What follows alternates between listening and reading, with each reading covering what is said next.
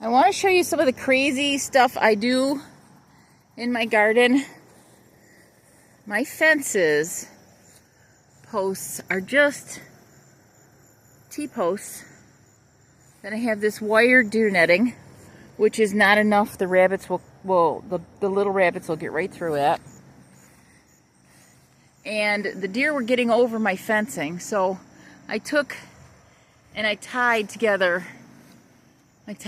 some garden stakes, made it taller. Then I took some yellow rope. It's supposed to be like, I don't know, outdoor grade, marine grade. And I went around the top of my garden, and it's keeping the deer out.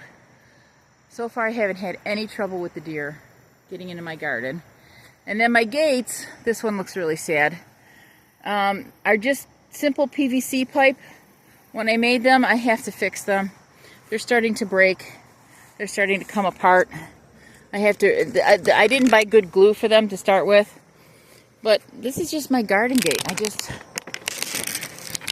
pull them together, have a little bungee cord. Now I don't like this mesh that I use. It's a plastic mesh. And the reason I don't like it is because the minute it gets hit with the weed whacker, weed chopper, weed trimmer, weed whatever, it puts holes. So this is my solution to kind of slow the rabbits down a little. And there goes the gate again. So don't ever think that you have to have something super fancy.